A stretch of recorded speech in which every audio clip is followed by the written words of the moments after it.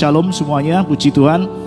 Terima kasih tim PAW yang sudah mengantarkan kita kepada pujian dan penyembahan. Langsung slide dan kita tidak janjian, ternyata lagu-lagu yang disampaikan juga berkaitan dengan tema yang saya akan angkat pada malam hari ini. Puji Tuhan Bapak Ibu. Di sana tidak ada TV? Ya boleh, nanti saya lihat di sini aja ya. Oke, judulnya adalah Mirakulin Buah Kehidupan. Apa sih mirakulin? Analoginya apa sih? Bapak Ibu Saudara, kita masuk di tema yang sama di Amsal 4 ayat 23. Tema ini berkaitan dengan hati. Tema ini berkaitan dengan menjaga hati kita sedemikian rupa, karena di dalam hati kita terpancar kehidupan. Ini mengajarkan kepada kita, mendidik kita untuk senantiasa menjaga hati kita. Hati perlu dijaga. Nanti di akhir bulan saya akan jelaskan kenapa hati perlu dijaga, walaupun mungkin sudah ada yang pernah menyampaikan. Karena dari situ terpancar kehidupan. Kalau kita tidak hati-hati, ada banyak pikiran-pikiran yang jahat muncul dalam hati kita. Ada segala macam yang bisa menghancurkan kehidupan kita. Maka hati perlu dijaga.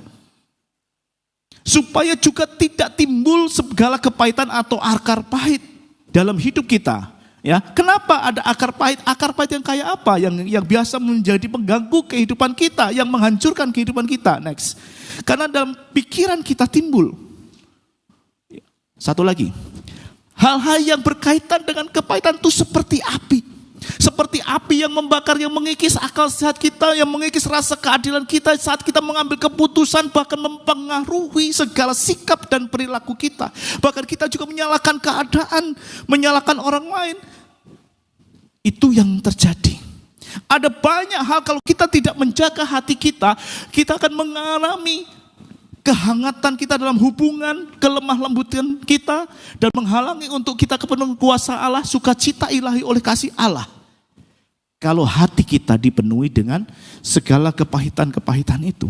Oleh karena itu, kenapa kita harus menjaga hati kita sedemikian rupa? Saya tidak ulas yang judulnya adalah mirakulin, analogi mirakulin. Sebenarnya apa sih sebenarnya mirakulin? Mirakulin itu apa gitu ya? Pertanyaan begitu. Karena yang saya tulis di bawahnya adalah mengubah hati yang pahit atau asam menjadi manis. Ini adalah sebuah analogi.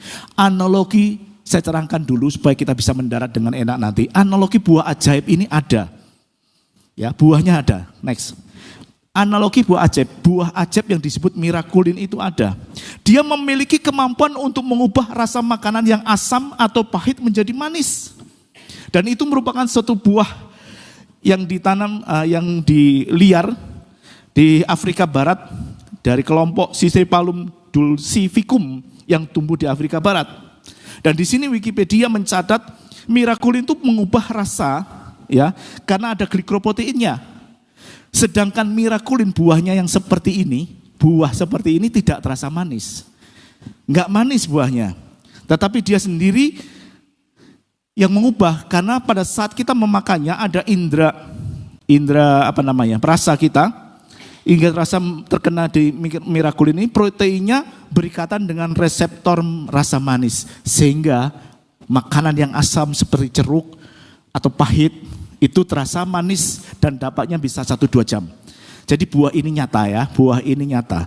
Saya mengambil ini menjadi satu analogi dalam kehidupan kita. Apa sih yang menjadi mirakulin kehidupan kita sehingga kita mengubahkan hati yang pahit ini, hati yang dipenuhi dengan hal-hal yang tidak enak, yang menghalangi, yang menjadi pagar, menghalangi kelemah lembutan kita, yang menghalangi orang untuk kepenuhan sukacita dari Allah sendiri. Karena ada kepahitan dalam kehidupan kita, ada yang mengubahkan dalam kehidupan kita saat kita mengecap nikmatnya itu, mengubah hati yang pahit itu menjadi manis.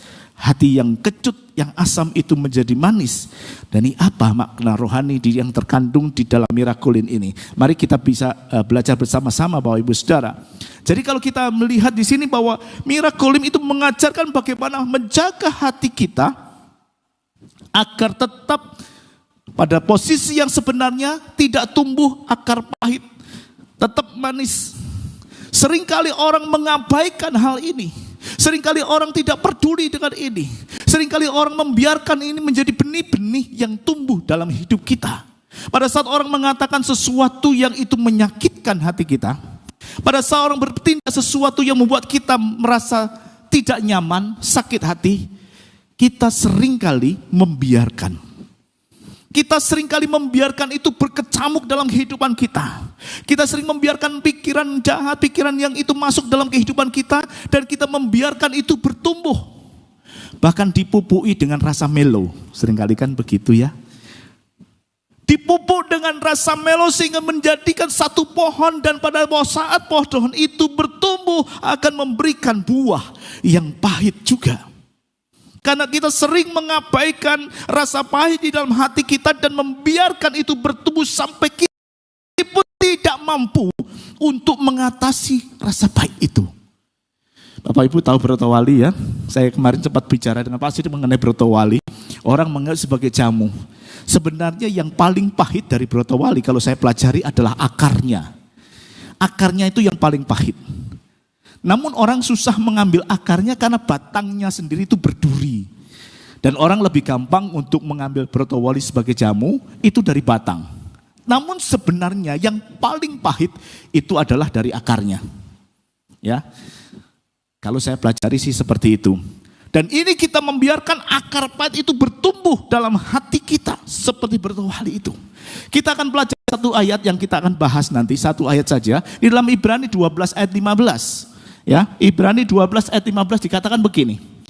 Jagalah supaya jangan ada seorang pun menjauhkan diri dari kasih karunia Allah, dan jangan tumbuh akar pahit, agar jangan tumbuh akar yang pahit yang menimbulkan kerusuhan dan mencemarkan banyak orang. Dari Ibrani 12 ayat 15 ini kita bisa melihat ada banyak faktor yang kita bisa pelajari pada malam hari ini. Ya, mengingat waktunya singkat, kita akan cepat-cepat juga. Dan inilah yang saya katakan sebagai mirakulin kehidupan, mirakulin rohani yang saya analogikan. Apakah yang jelas? Apakah itu? Jelas kasih karunia Allah. Nanti kita akan bahas lebih lanjut mengenai hal ini. Jangan sampai ada orang menjauhkan diri dari kasih karunia Allah, agar jangan tumbuh akar yang pahit.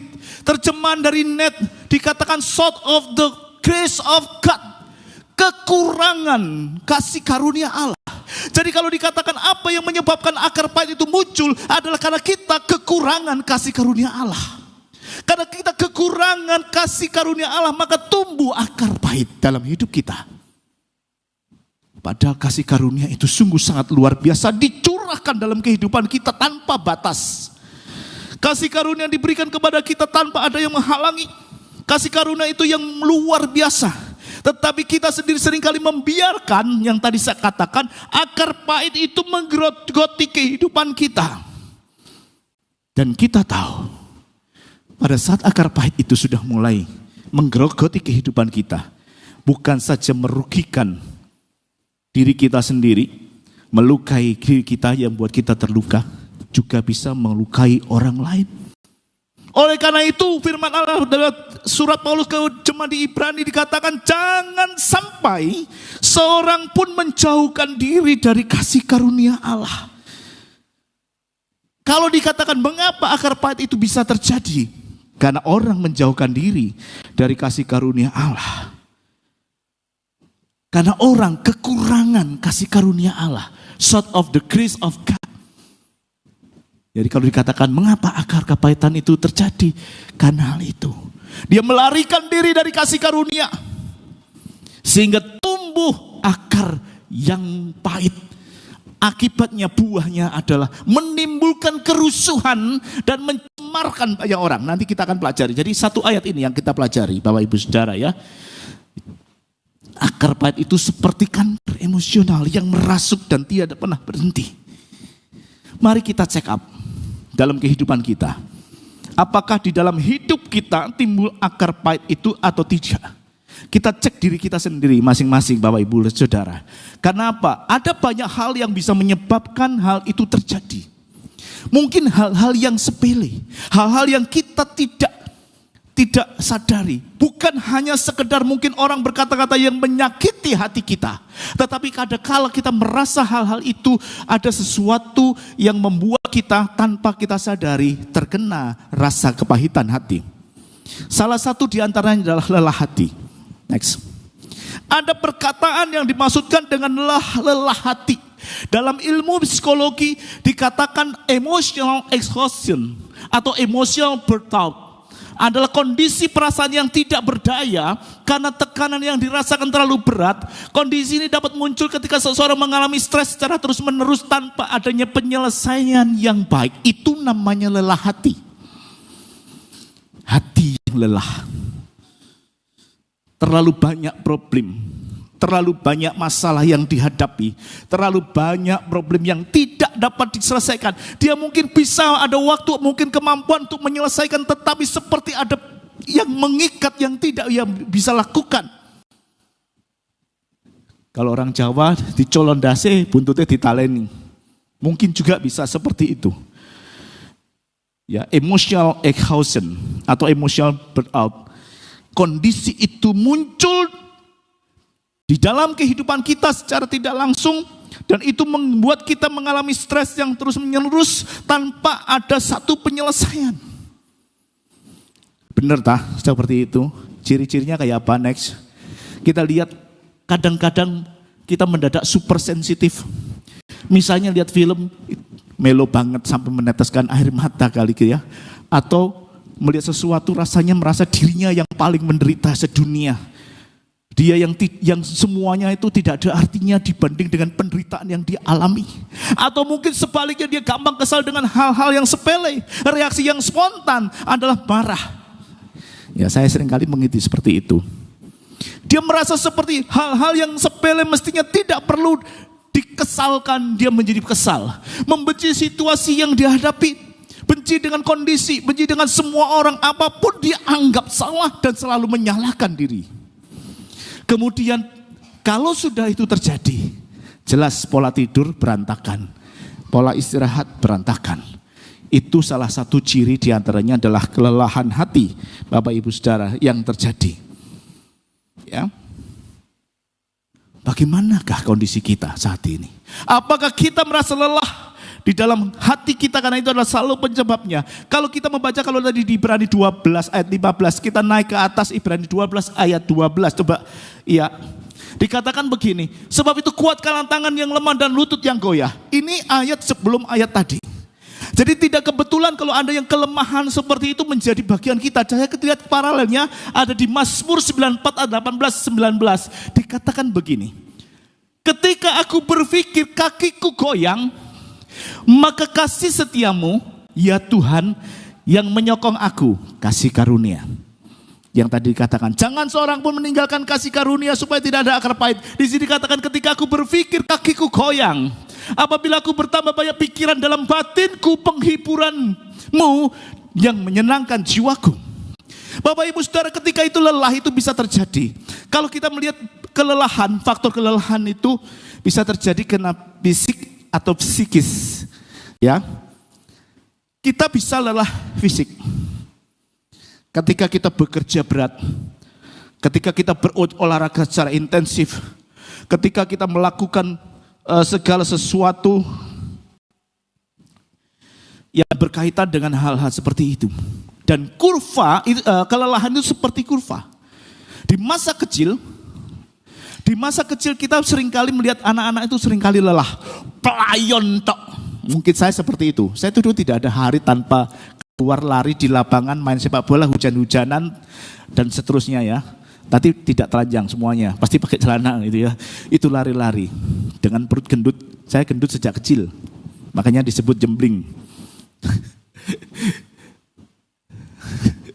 Iya, memang saya gendut sejak kecil.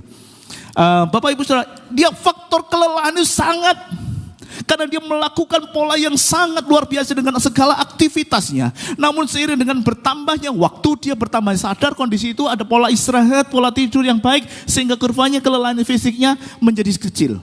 Namun terjadi juga kemudian pada saat dia usia tua, itu dia kembali pola lagi dengan banyaknya aktivitas sehingga ada kelelahan yang menyangkut dalam fisiknya. Dan kita tahu kelelahan fisik itu karena bekerja berat atau berolahraga.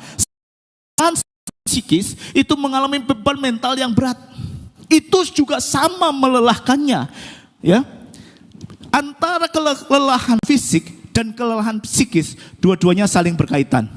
Kadang-kadang kita lelah fisik, psikis kita juga lelah, nggak bisa berpikir dengan baik, memutuskan segala sesuatu tidak bisa benar, sering salah, dan seterusnya. Sebaliknya pada saat kita lelah psikis, tubuh kita rasanya kayak digepui maling.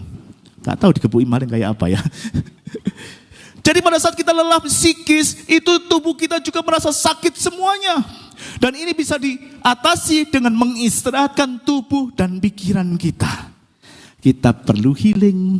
Siapa yang mau healing? Pak Slamet biasanya suka healing. Kita bisa pergi kemana-mana. Ya, karena memang secara medis kelelahan itu ada dua, secara fisik dan psikologis. Itu yang terjadi, yang kita bisa atasi dengan cara mengistirahatkan tubuh dan pikiran kita. Lalu, apakah ada kelelahan yang lain? Yang sangat berbahaya adalah lelah spiritual. Ini yang sangat terjadi.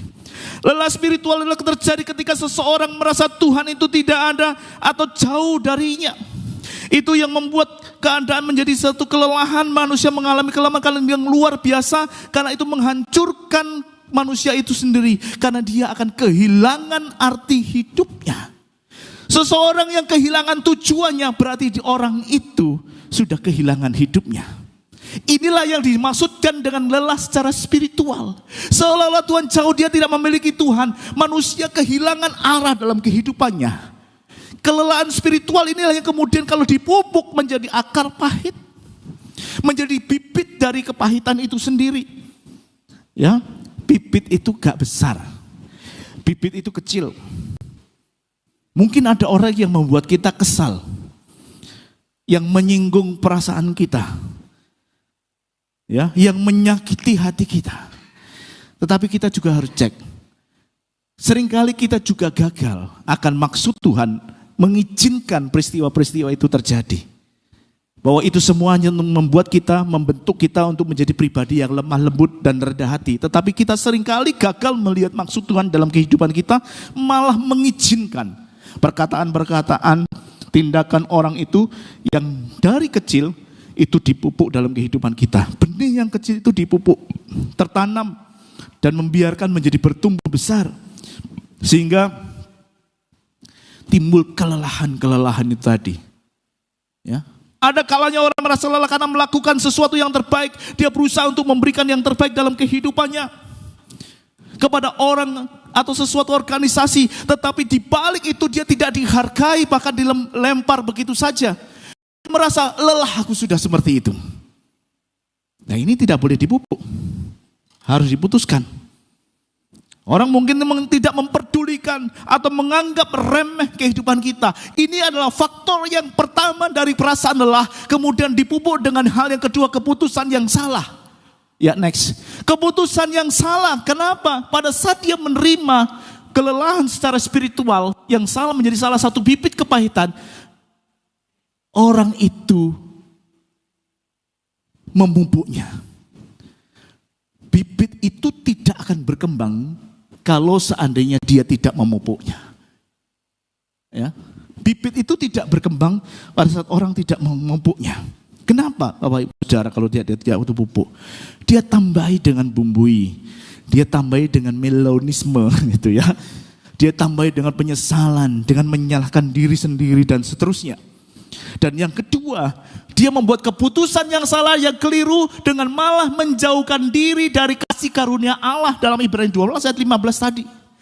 Dia membuat keputusan salah dengan menjauhkan diri dari kasih karunia Allah, maka dia akan kehilangan. Bapak Ibu Saudara, kalau kita melihat kasih karunia itu, kasih karunia yang dari Tuhan tidak akan hilang. Saya tegaskan, kasih karunia yang Tuhan berikan kepada kita tidak akan hilang. Tetapi kita bisa menjauhkan diri dari kasih karunia itu, atau kita tidak bisa melihat kasih karunia itu. Kasih karunia tetap dicurahkan dalam kehidupan kita. Tapi kita tidak bisa menerima karena kita menjauhkan diri. Kita tidak bisa menerima atau melihat karena kita menjauhkan diri. Dan akibatnya kita sendiri yang menerima kasih karunia tidak bisa merefleksikan kasih karunia itu kepada orang lain. Sehingga apa yang kita refleksikan adalah sesuatu hal yang pahit. Bukan kasih karunia Allah yang dapat kita terima dalam kehidupan kita. Karena tadi katakan dalam terjemahan NET, kekurangan kasih karunia itu rentan terjadi kepahitan karena menjauhkan diri dari kasih karunia. Dan itu adalah keputusan yang salah yang menimbulkan dan membiarkan akar pahit itu merasuk dalam kehidupan kita, yang membiarkan akar pahit itu bertumbuh dan berakar dalam kehidupan kita, yang membiarkan akar pahit itu menghimpit kehidupan kerohanian kita, menghimpit emosional kita, sehingga menahan kuasa Allah bekerja dalam kehidupan kita. Keputusan yang salah. Pada saat kita membuat keputusan yang salah, maka akibatnya adalah buahnya juga salah. Ada buah buruk kepahitan yang kita baca di dalam Ibrani 12 ayat 15 tadi.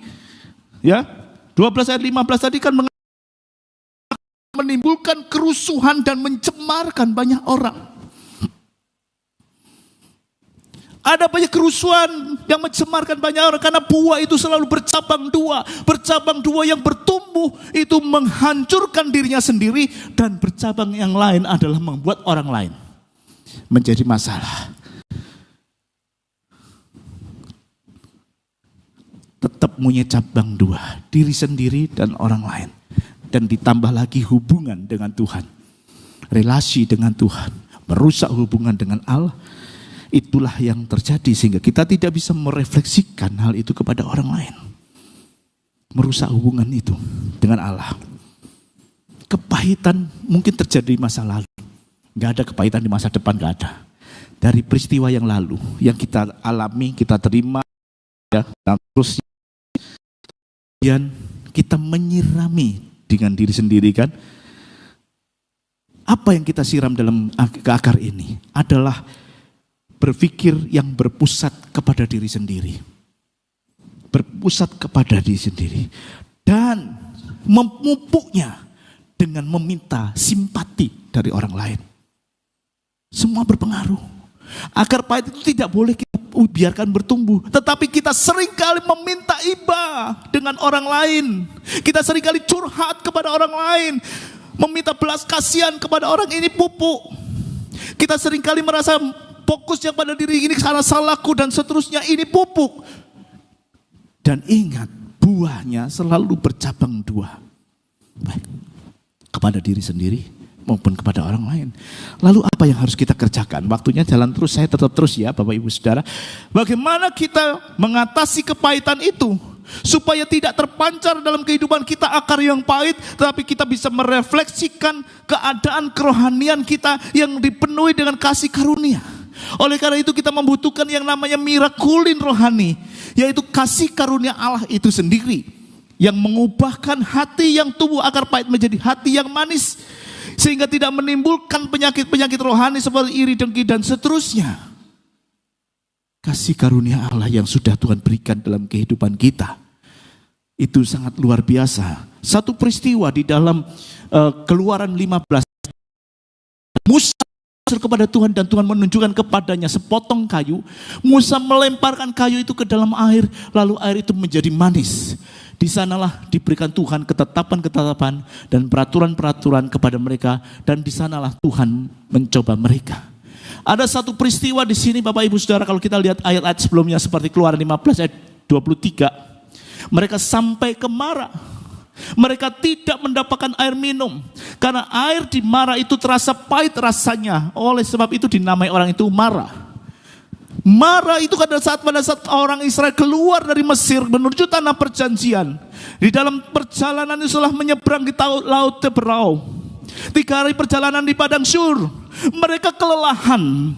3 hari perjalanan setelah menyeberang laut Teberau, mereka kelelahan, keletihan, kehausan. Dalam peristiwa seperti itu yang merindukan ada air yang bisa untuk diminum. Tetapi pada saat mereka sampai kepada Mara, mereka mendapati air itu terasa pahit. Mereka bersungut-sungut kepada Tuhan. Dan Tuhan menunjukkan sepotong kayu dan dilemparkan kayu itu. Sehingga air yang pahit menjadi manis. Saya sempat melewati Mara dengan Pak Gembala, tetapi tidak mampir. Kami hanya lewat di Tulu Mara. Itu yang terjadi. Lalu apa yang menjadi analogi sepotong kayu ini Bapak Ibu Saudara? Kalau kita melihat kayu ini adalah menunjuk kepada gambaran kemanusiaan, yaitu kemanusiaan Yesus dalam wujud yang sudah menjadi manusia. Dalam kemanusiaannya Yesus rela mati di salib, menanggung segala kepahitan kita dan mengubahnya menjadi manis. Amin. Haleluya. Ada orang. Haleluya. Kayu itu merupakan refleksi kemanusiaan Yesus yang menebus kita. Oleh karena itu kasih karunia itu yang sangat luar biasa. Jangan menjauhkan diri dari kasih karunia Allah. Supaya dalam akar pahit itu menjadi sirna dalam kehidupan kita. Ya. Kayu itu menunjuk kepada kemanusiaan Yesus yang sudah mati di dalam kayu salib untuk menebus dosa kita. Inilah yang dikatakan sebagai mirakulin dalam kehidupan. Karena kita tidak membiarkan. Kalau kita melihat penebusan Yesus itu sebagai kasih karunia Allah yang luar biasa, kita tidak mengizinkan akar pahit itu tumbuh dalam kehidupan kita. Pak Selamat kemarin sempat menyinggung, kalau tidak salah Pak Adriana ya. Ada orang yang tidak memiliki akar pahit. Contohnya Yusuf. Dia diperlakukan bagaimanapun juga. Selama masa penantiannya 13 tahun.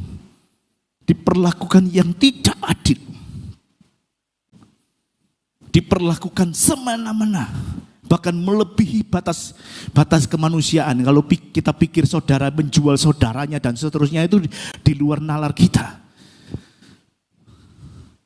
Tetapi dia tidak menunjukkan akar pahitnya. Sehingga sampai pada akhirnya Tuhan menunjukkan hal yang luar biasa. Ya, kemarin disampaikan oleh Adriana, Pastor Adriana di tempat ini Bapak Ibu Saudara. Lah kalau sudah begitu, mirakulin kehidupan apa yang kita bisa temui dalam kehidupan kita? Mirakulin kasih karunia yang ada dalam kehidupan kita untuk apa? Yang pertama karena kasih karunia itu menutupi dosa dan kesalahan kita. Kita tidak bisa menutupi kesalahan kita sendiri. Kita tidak bisa menutupi kekurangan kita, dosa kita, pelanggaran kita yang sudah kita lakukan. Kita tidak bisa membenarkan diri kita. Seringkali orang membenarkan dirinya sendiri. Seringkali orang merasa dirinya benar, merasa dirinya kudus, merasa dirinya suci. Tetapi ternyata tidak ada seorang pun yang bisa menutupi kesalahan, pelanggaran, dosa dan segalanya. Karena Roma 3:23 mengatakan semua orang sudah berbuat dosa dan kehilangan kemuliaan Allah. Kita perlu kasih karunia itu. Sedangkan di ayat 1 dikatakan kesalahan kita seperti kain kotor. Yesaya 64 ayat 6a, yang kesalahan kita seperti kain kotor. Jadi kita perlu kasih karunia yang membebaskan kita dari rasa bersalah, yang membebaskan kita dari segala kuasa-kuasa kegelapan, pikiran-pikiran yang tidak benar. Bukan hanya menutupi segala kesalahan kita, tetapi kasih karunia itu juga yang memampukan kita untuk mengatasi kelemahan-kelemahan kita. Yang kedua, kasih karunia itu mengatasi semua kelemahan-kelemahan kita. 2 Korintus 12. Coba next. Oke. 2 Korintus 12:9 dikatakan, tetapi jawab Tuhan kepadaku, cukuplah kasih karuniaku kebagimu, sebab justru dalam kelemahan kuasaku menjadi sempurna. Sebab itu terlebih suka aku bermegah atas kelemahanku, supaya kuasa Kristus turun menaungi aku. Siapa di sini yang merasa kuat? Siapa di sini yang merasa hebat, yang tidak membutuhkan kasih karunia Allah? Saya boleh angkat topi, angkat semua yang bisa saya angkat. Asal bukan angkat kaki dari sini. Karena tidak ada seorang pun yang mampu. Karena membenarkan dirinya sendiri. Tidak ada seorang pun yang mampu mengatasi kelemahannya. Sedangkan kita tahu siapa penulis di dalam surat Korintus ini adalah Paulus. Orang yang sangat hebat, orang yang sangat luar biasa dengan segala kelebihannya yang patut dibanggakan. Setiap orang mengejar jabatan keturunan yang baik, pengetahuan yang luar biasa sebagai seorang ahli. Itu semua ada pada Paulus. Dia berdoa supaya dia terlepas dari duri yang di dalam dagingnya. Tuhan hanya menjawab, cukuplah kasih karuniaku bagimu. Karena justru di dalam kelemahan, kuasa itu menjadi sempurna. Kalau kita merasa kuat, kasih karunia tidak bekerja. Kalau kita merasa mampu untuk mengatasi semuanya, kasih karunia tidak akan berlaku. Oleh sebab itu akan lebih bijak bagi kita untuk kita mengatakan, aku punya kelemahan tapi kekuatanku adalah kasih karunia Allah. Jangan menjauhkan diri dari kasih karunia Allah, supaya pahit dalam kehidupan kita yang memberikan buah, yang mencemarkan banyak orang, menimbulkan banyak masalah. Cukup dengan kasih karunia Allah. Kita hanya bergantung kepada kasih karunia Tuhan. Ya. Satu ayat terakhir sambil saya undang tim worship leader. Filipi 4 ayat 13. Worship leader silakan maju ke depan. Satu ayat terakhir kita akan baca di sini. Pada saat kita merasa bahwa kita lemah, tidak berdaya, cukup dengan kasih karunia Tuhan, maka Filipi 4 ayat 13 itu menjadi bagian kita. Segala perkara dapat kutanggung di dalam Dia yang memberikan kekuatan kepadaku. Apa yang kita hadapin sekarang ini? Karena di sini katakan satu perkara, bukan dua perkara, tidak, segala perkara. Berarti segala aspek kehidupan kita. Silakan. Baik di dalam segi ekonomi, mungkin sosial, kehidupan sosial kita, dalam segi apapun di sini, segala perkara, semua perkara yang dapat kita hadapi saat ini, semuanya dapat kita tanggung. Bukan dengan kekuatan kita, bukan dengan kemampuan kita, karena ada Dia yang memberikan kekuatan kepada kita. Puji Tuhan, haleluya. Mari saya jemput kita berdiri, kita akan menyanyikan satu pujian. Haleluya Yesus. Bapak Ibu Saudara, biarlah firman Tuhan yang sederhana itu bisa memperingatkan kehidupan kita. Kalau di dunia ini Tuhan ciptakan buah ajaib yang bernama mirakulin, sehingga oleh karena Dia diteliti banyak penelitian yang mengubahkan rasa manis buatan yang dikembangkan sedemikian rupa, supaya ada kemanis dalam kehidupan yang tidak menimbulkan efek samping. Saya memakai analogi ini biar itu memperingatkan dalam kehidupan kita bahwa ada mirakulin rohani yang bisa lebih daripada semuanya itu, yang mengubahkan hati kita yang asam, yang mengubahkan hati kita yang rasa pahit itu menjadi manis. Dan kita perlu itu dalam kehidupan kita supaya kehidupan kita mengalami kuasa Allah, mengalami kasih Allah, mengalami hubungan relasi yang baik dengan Allah. Oleh karena itu kuncinya hanya satu,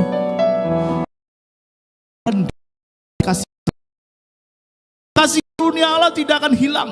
Dia akan berikan kepada kita dengan tercurahkan luar biasa.